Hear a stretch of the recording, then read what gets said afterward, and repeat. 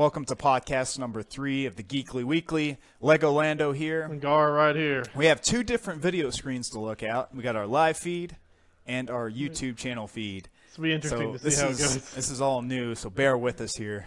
This will be fun. It's exciting.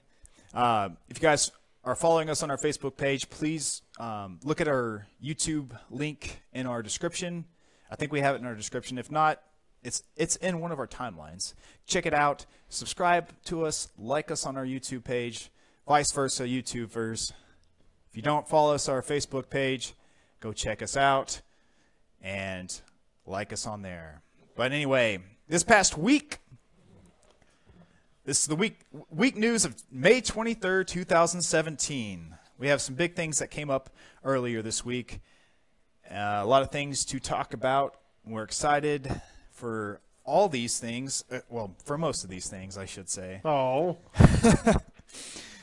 But first things first, we have Scalebound news to talk about. Microsoft earlier this week has renewed the trademark for Scalebound. And if you guys are not familiar with the game Scalebound, it was a game that was earlier this year canceled from Microsoft Studios.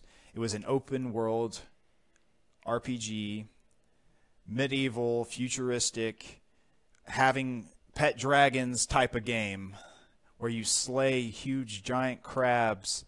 Just any slay giant monsters with and pet hydras, dragons. and you had pet dragons. The game looked sweet. It looked beautiful. But it was canceled. And the reason for that was disagreements with the publisher and the developer, Platinum Games. I read somewhere that Platinum Games, the main or the head dude from Platinum Games had some personal issues he had to take care of, and actually took some time off from developing the game. The game got way behind. Microsoft was not happy. They've already delayed the game enough.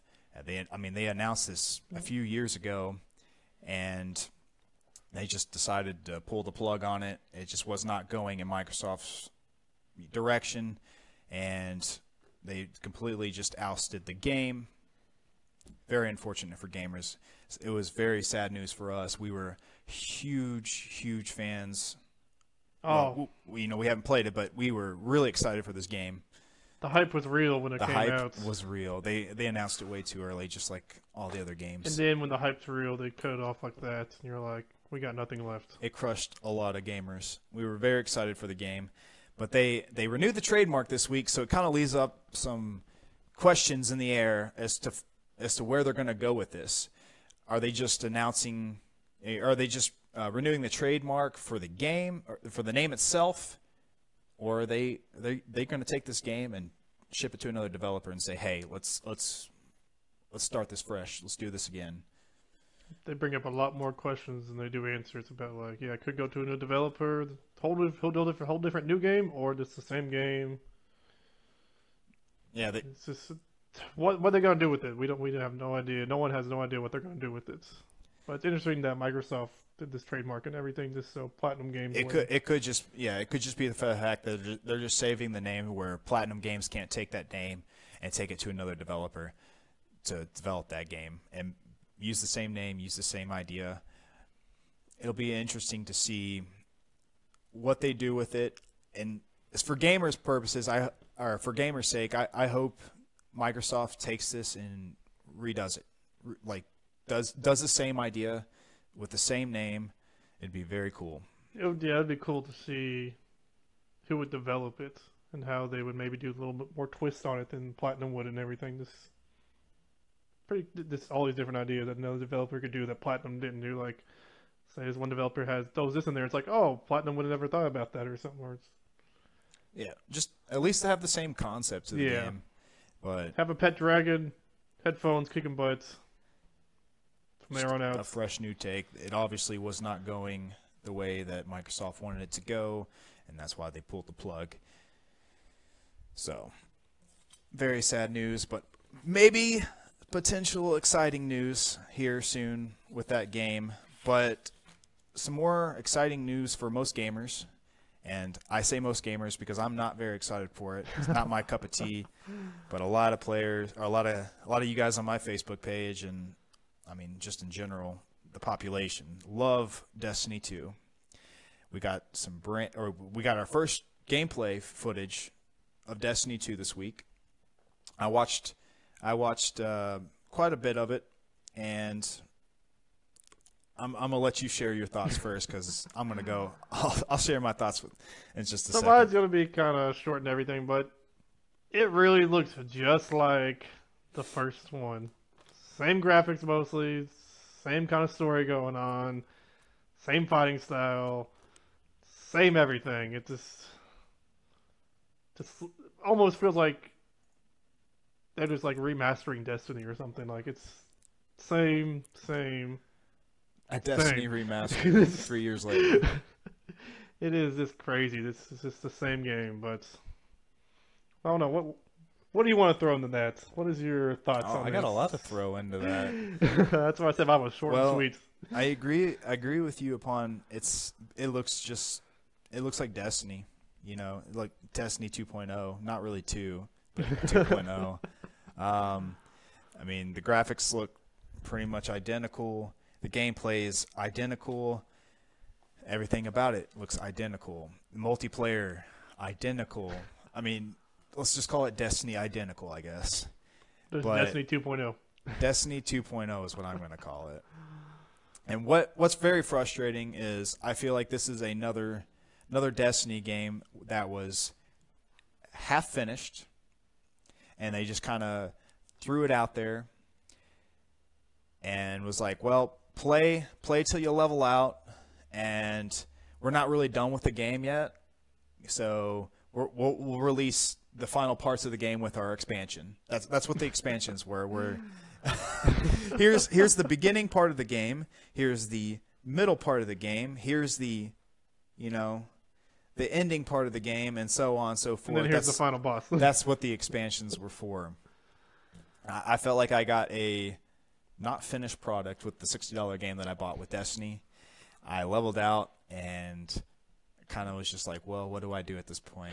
And then the grinding mode started, and the grind started from there, and the grind was real. You want to know something really funny? What? You were ranting on about Destiny. We had a viewer and he disappeared. That person disappeared. That could have been a big Destiny. All right. I just thought it'd be really funny to do. I thought it was funny, but I just actually, it might have been me because I closed out. Maybe, but just have that picture of some person going like, "Oh, what are they talking about? Oh, Destiny," and they're like, "This person's crapping on. I don't like it anymore." In this, well, he or she. We lost a follower because we were crapping on Destiny. It's okay though. Oh, I just thought it was really funny. But here, let me throw you some stuff that they're gonna change about Destiny 2 or 2.0, as you say. Destiny 2.0.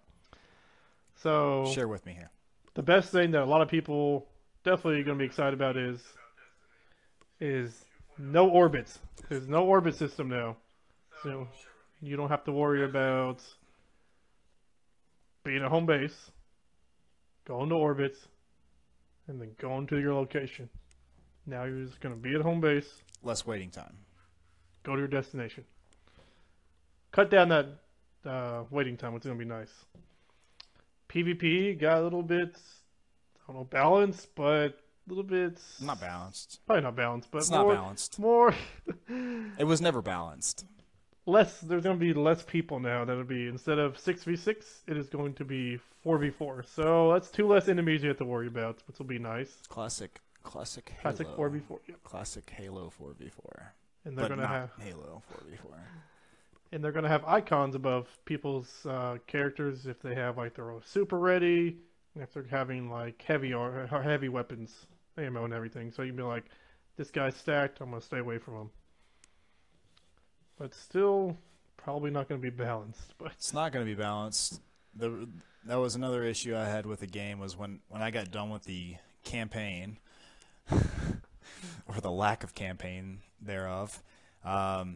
I hopped over to PvP for the fact that, well, hopefully the PvP aspect of the game is fresh and it's good, balanced. Well, there again. There's the people that do the grinding. They get the higher gear. They're gods amongst PvP, and it was so unbalanced when it came to that. So when you play someone that had better weapons, better armor, it's kind of like, how is that balanced? Or you get guys like me where I got like the best rocket launcher in like 2 weeks of the game came out over some random drop, and it's like, I have the most powerful rocket launcher. I can kill everyone in PvP now. Yeah. And you get those people as well too. It's just like the straight luck where you have good weapons, good armor, just out of luck. So literally a lot of same stuff. The PvP looks the exact same. Same game modes. I think they may have announced 1 or 2 new game modes. I'm not really sure. But they do have a clan system now. So now you can have your clan go into PvP or do strikes now. So it's going to be for all those people that want to have their own clan now. So instead of playing with the randos or something, you can just, or having to like group up with your people, you can just probably just get a clan going, join in your clan and go straight into PvP or a mission or whatever now. So it's pretty cool they're bringing a clan system into the game. Yeah.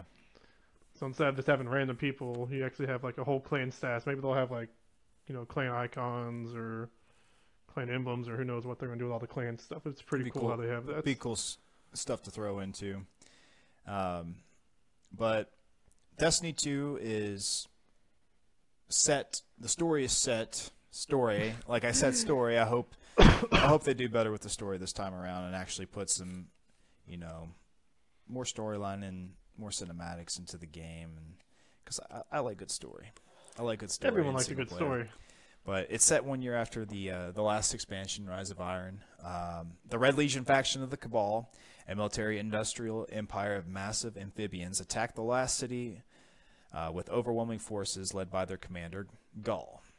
And he's mostly kind of mad that the humans got the Traveler instead of their clan getting this. So there's like, why weren't we chosen to get the light from the Traveler? And there's like, you know what, we're going to take that power from the humans and use it as ourselves. So now that brings in the concept of you can't transfer your old character now because you're going to be losing all your powers and everything because they stole the Traveler from humanity. Yeah. So that's basically the gist of the story as far as Destiny 2 goes. That's what it's set for. They said that the console versions are locked at 30 FPS, which I thought was kind of ridiculous. At this point in, this is 2017.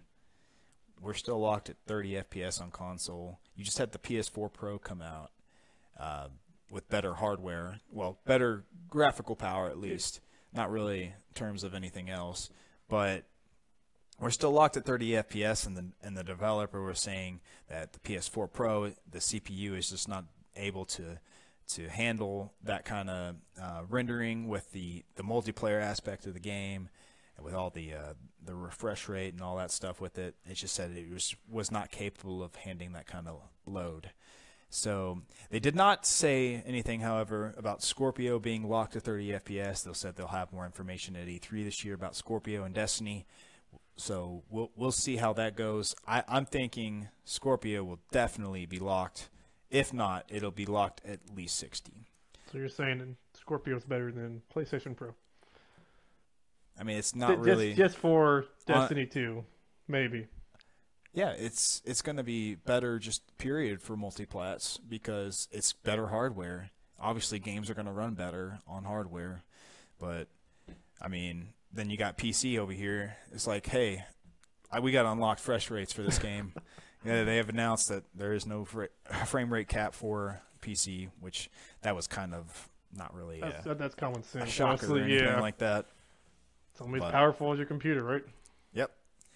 Then rolling on into June, we have another game coming out, and we'll go on to Nintendo side of things for a minute here because we try to get every console in here. So we got a pretty exciting game as far as Patty what he thinks is exciting at least. I'm not too thrilled, but we got Nintendo boy over here. So we got ARMS coming out June 16th. Yes. And this looks like a Wii U boxing game revamped for 2017 with a lot more features. What do you think about that? Since I'm saying this literally looks like Wii boxing 2.0. I had to disagree with you a little bit on that one. I really have to disagree because ARMS is a lot more complex in strategy more than Wii Boxing. So it's more in depth. Yes, so they have 10 playable characters out, or going to be out when the game comes out, and they all have different abilities that can turn the tide in a fight or help you get back into a fight. So, like one of the characters, she can slow down time when she does a charge dash. Uh-huh. So, say you're having trouble, dodging the punches, and you finally get this down, you can dodge this punch. It slows down time for a little bit to dodge these punches, so then you can throw in a few punches here and there to help you get back into the fight. They have a big, his name was Master Mummy. He's a big mummy character that can't be taken down by basic punches. You have to use those charge attacks to knock him down. And when he guards, he gets health back when he's blocking punches. So he's more of a tankier defensive character instead of having like some of those like quick characters that like go in, punch a few times, and then back off. Ribbon Girl's one that he can stay in the air longer, where she can jump around, dodge in the air longer, and throw some punches and aerials. So each character has their own unique abilities. Yeah, I think that's a cool concept to the game because I feel like that brings more strategy into the game. Obviously. Yeah. I was telling you, when we did Wii U boxing, there was little to no strategy at all. Yeah, so game. this game has a lot more. Flail your arms as fast as you can type of thing. I mean, and then we had different like weight aspects as far as gloves go, right? Yeah, so your arms have different weight limits. They start from light to medium to heavy. So the heavier ones are slow, more powerful. And heavier punching. That's while the light does quick punches that just do light damage, and then the medium weight gloves are just average punches. Yeah. And depending on the weight size, say I had a heavy arm, you had a light arm. You throw your light arm at me, I throw my heavy arm at you. It blocks your punch and keeps going and hits you. So depending on if your arm's heavier than theirs, you can block punches with it and even continue hitting them. Okay. And then the actual boxers themselves, I saw that they are different weights as well. Yes. So some characters move faster than others. Yeah, so like I said, Mastermind was more of he's a bigger guy, so he's more tankier. So he's going to be a little bit slower, unlike Ribbon Girl, who's more like an agile, athletic female character that can stay in the air longer and throw aerial punches, while you have Master Mummy being a more defensive, blocking punches and throwing big, heavy punches at her. Yeah. So each character has their own, abilities, different play style, and like I was telling you, each arm has different attributes. They have 7 attributes from like fire, ice, stun, blinding, and all different ones. And it's so each you get 3 different gloves for each character, and then you unlock more down the road. And so like certain characters either have like fire, ice, and anything. So you charge up that your arm, and you can do those attribute punches and everything. Cool. Now, is it a console seller? Is it for me? Is this game good enough for you to actually buy a Switch just for this game? For me, no. If I had a Switch, I would definitely throw down the $60 right then and there. But if you don't have a Switch, it's all going to depend on if you like fighting games or not, and if you're a big Nintendo fan as well too. So. Yeah, well, because obviously Nintendo is very family oriented. It looks like a family game too, but they have not really for the hardcore gamer. Yeah, but they do have a cool ranking system now, so I guess they're starting to bring some like competitive aspect to this game, be a little bit more like to the hardcore fighting gamers, where it's like. You think it'll make esports? It could actually. It could. I think it could maybe. I mean, it seems like a really interesting fighting game. I was telling you earlier they have. Different modes. So you have your basic 1v1 mode versus mode online. Then you have this one called Hoops, where you're on a basketball court, I you're thought that was fighting, looked cool. and to get points is you have to grab your opponent and then throw them into the basketball goal. You can get 2-point shots, or you can even do long distance kick shots and get 3-point shots. And whoever, after the time limit, whoever has the most point wins. They have a skill shot I didn't tell you about yet. Is mostly I'm on one side, you're on the other side, and there's targets lined up, and whoever gets the most targets wins. So you're throwing your punches at actually your enemy and also hitting targets at the same time. So it's a pretty strategy-based kind of mode there. Then you have your 2v2 kind of chaos mode, it seems like, because it seems chaos having 4 fires fighting at once and everything. Yeah, lots to look at. And they do have a story mode where you mostly fight 10 characters, or you fight all 10 characters, and then you fight some champion at the end and everything that they... I don't think they've released a name yet for him yet, so they kind of showed a little picture of him in the video I watched, but it's going to be like this grand champion guy you fight, so it'll be cool to see if you can unlock him maybe after you beat the game, or they'll bring him out later. Cool thing I didn't tell you about is the DLC will actually be free. You have to pay for the DLC, so all new maps they'll bring out, new characters they're going to be bringing out will be free. So that's pretty cool. DLC. That's pretty cool that they're going to be doing, free DLC. Most games don't have that. I know some games are starting to. Some do, some don't. Most of them don't. But cool. you got you said you got a couple of open betas. Yes, so they do have some open betas coming out. Has one started yet, or is coming out this week? Comes out the end of this week. It's May 26th to the 28th, so it's going to be the Friday, Saturday, Sunday of this month. And they're also going to have a June one that's June 2nd, 3rd, and 4th. Okay. So they have 2 betas out. If you have a Switch, go ahead and try it out, see if you like it. There you have it. You heard it first. You may have already heard it, but yeah. If you haven't, you heard it first from Gara over here. And the game comes out June 16th. If you guys have a Switch, it's definitely recommended by this guy to go pick it up. Oh, yeah. Or at least try out the beta. I mean, you have 2 chances to try the beta out. It's always nice to try. You should be able to figure it out if you like it, if you watch, or if you play play one of those betas, if not both. But most exciting news of tonight before we go here, we might be here for a minute or two. I don't know. But we usually save the best for last in our podcast because I don't know. It's just I guess we get so in depth in discussion about it. It just carries on for a long time, and it's always best. It's easy to close. It's close out after that. But a game called ELEX coming out later this year, fall 2017. Hopefully, it doesn't get pushed back like Red Dead Redemption 2. Thank you, Rockstar. Hey, I'd rather them push it back so they could improve the game, but not too much. No, they had plenty of time to improve it. I'm so mad. Comes out spring 2018. Well, hopefully, no later than spring 2018. Maybe they're bringing a free DLC down the road. They delay it again. We're not going to talk about that right now. That's frustrating enough. But game coming out this year, ELEX. It is an open world RPG game by Piranha Bytes. They are known for their series, or the Gothic series. It's been out. I don't know when it came out. I think it was early years of 360 maybe. Didn't really play the games, but they are familiar with RPG games. He's gonna look it up real quick.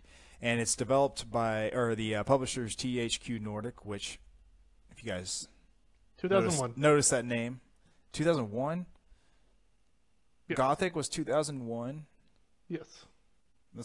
Yeah, I didn't play it, so who knew? It was on the original Xbox, maybe.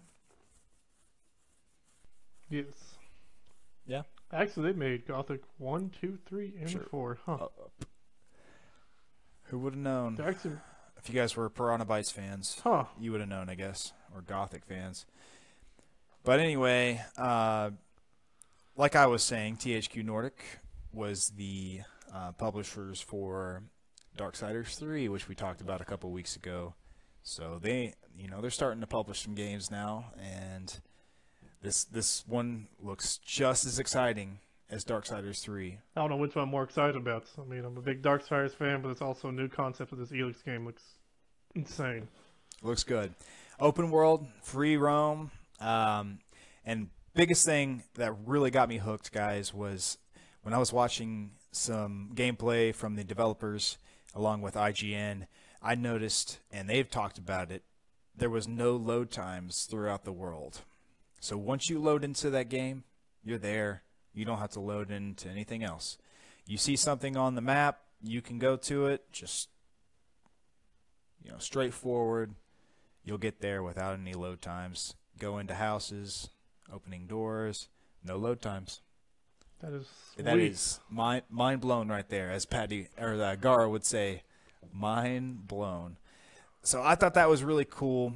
But in the game, you got 4 factions. You got Berserkers, you got Clerics, Outlaws, and then you got the 4th, which is the Alps. But 3 playable factions. And with the Berserkers, they have magic, and then the Clerics, they use the advanced technology, advanced weapons and all that stuff, and the Outlaws, which is more conventional weapons, as we would use today, along with smoking a lot of drugs. They are big. They're like thugs, kind of, big drug users, and kind of just they don't care about anything. They don't believe anything. They just kind of roam the world. It's like a basic raider or something in any games. Just bandits. And then you got the Alps, which is the main enemy in the game, and they are the people that actually can consume ELEX, which, by the way, is the element in the game that controls like all the power that you gain throughout the game. And they actually can consume it and could be able to control the addiction. It's a very addictive element, by the way. And the thing with that, though, they are not able to show or express any kind of emotion. That was like the negative side effect to it. But they were able to control and harness the power when they consumed it, which gave them incredible focus, incredible abilities, and stamina. So they're like a superhuman without emotion. Yeah. There was no emotion. I don't know what I'd choose. Having crazy powers with no emotion, or no emotion and being normal. Yeah. But with those factions that you're able to play, now when you get this game, what would be your first choice? That's a hard one to choose from. Just by what you said is you got... And by the way, guys, in the comments below, if you guys are watching on the live feed or rewatching it in the YouTube, let us know what factions sound really cool to you, and give us your opinions on it. So what you're saying is the Berserkers are more magic, so it's like it could be like a mage magic person. That seems pretty cool. Then you said you had the Clerics that are more technology and use like... They believe that technology is the future. They use ELEX to power up their weapons and their mechs. That's mechs. Freaking sweet. I think that might got me. They have mechs. And then have the bands that are just normal people using it as like a drug. Yep.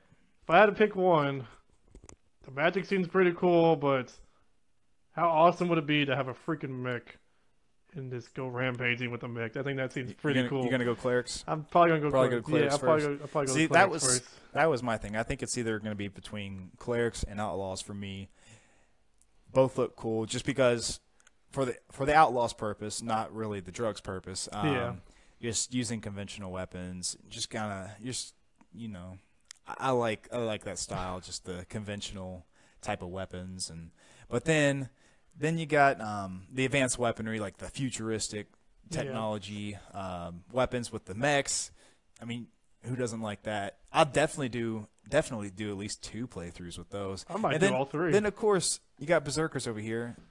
Who doesn't want to be like a mage and have magic and all that kind of stuff? They use ELEX for their magical powers, and they believe in like a non-technology future as far as like what they view on what the world should be later down the road. Yeah, they're more of like they're anti-technology and want to bring like harmony back with nature. So they're more like I guess like druids being one with nature and using magic and everything. Right. While the clerics are more like technology is definitely the way to go with robots, advanced weaponry, and just going crazy. Then you got the outlaws just doing their thing. Yeah. So all three factions are really cool as far as the playable goes. But the base of the story, you are in the planet of Magellan, and a meteorite comes crashing down, leaves the whole planet in ruins, brings firestorms and earthquakes, just destruction of cities.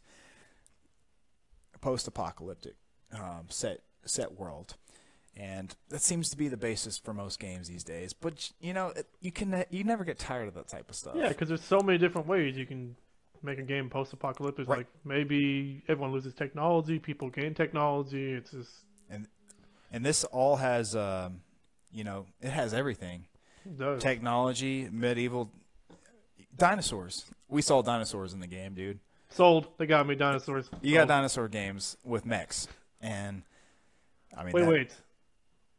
What if you go with the berserkers, you can ride dinosaurs? Why the clerics have robots? Well, as far as I know, that would be crazy. As far as I've seen, you haven't been able to ride any dinosaurs, but they are dinosaurs that you fight in the world, along with mutants. Which, by the way, with that meteorite comes ELEX, which is the power. The source of kind of power like an energy source. Through this world. You gain power through ELEX.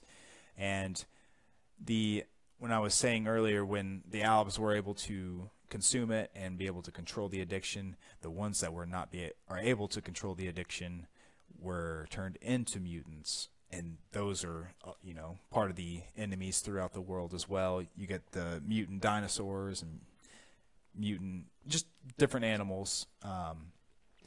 Along with ELEX, you got that. And then the main protagonist in the game was an actual Alb at first. So before the game started, he was an Alb, and he was able to consume ELEX and be able to control his addiction. And then he got cast out. We don't know the reason. I'm assuming they're waiting for the actual game to come. They're probably going to do it May for E3, maybe so. Or No, they're not. I don't know. I don't know if they are not. They could. I think they might just wait. It makes more sense to wait until the game's done and then show it. Just play the game and you'll find out. But he's cast out, and he's starting to have like withdrawals, and because he's not gaining the ELEX anymore in his system, and he's starting to show like emotions for the first time, and then that's kind of where the game starts, and then you choose your faction through that. By the way, it's a fixed character. But some people, I know. I think you're more so choose your own character, and I do like some games. I don't mind having a fixed characters. Like mostly RPG games, I love to like actually kind of create myself and kind of like put myself in the game, so it feels like I'm actually putting myself in the game and be like, this is me in this world. It's pretty cool. You can just customize everything, but I'm sure they have other customizations as well, since this is a fixed character. Yeah. I like both. I'm not disappointed that they're just doing a fixed character. I mean, it's okay with me.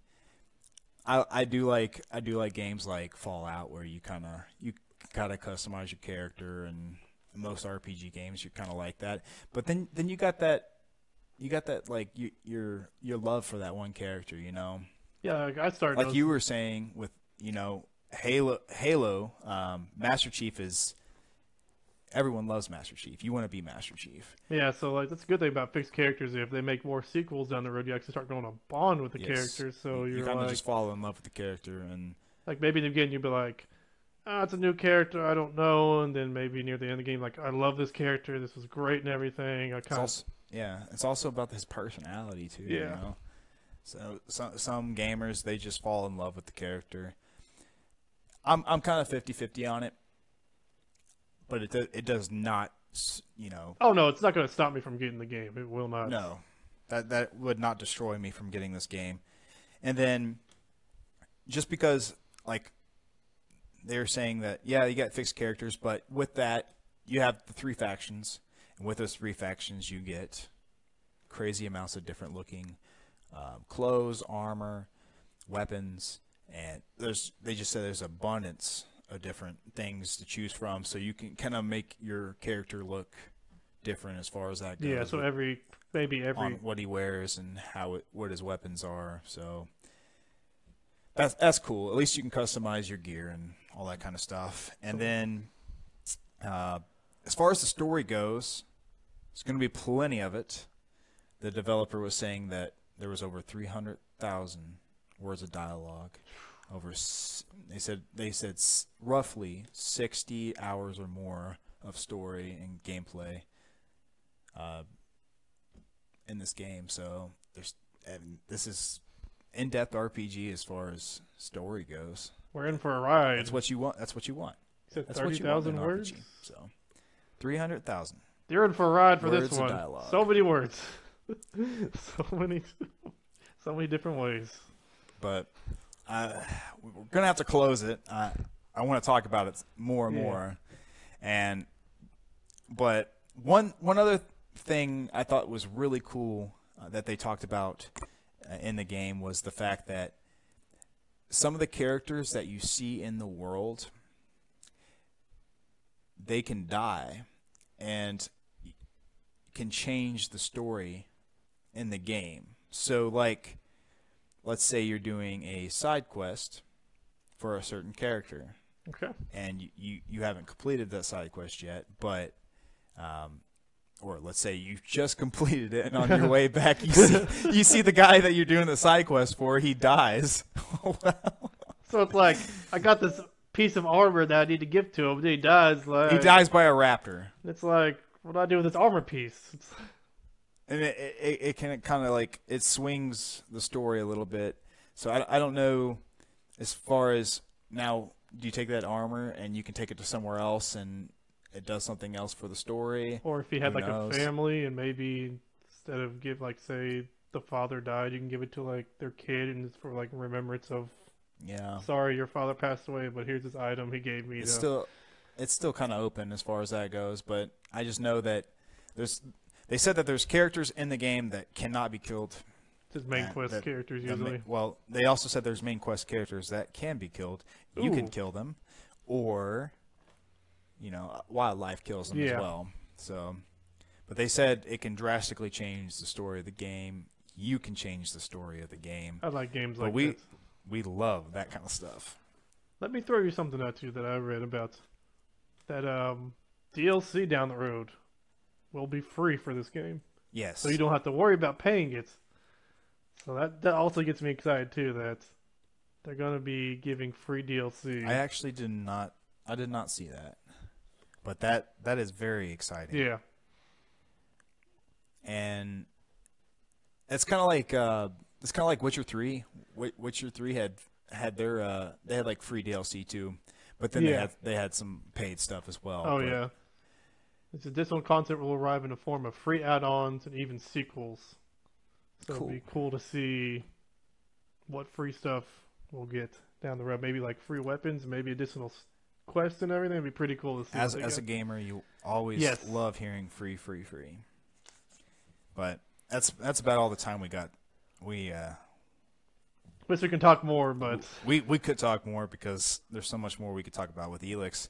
Kind of like more of what we want in the game, what we've seen. But there's got to be an ending. There's got to be an ending somewhere. Yeah, there's got to be an ending. We don't have enough time for that tonight. It's already late for us.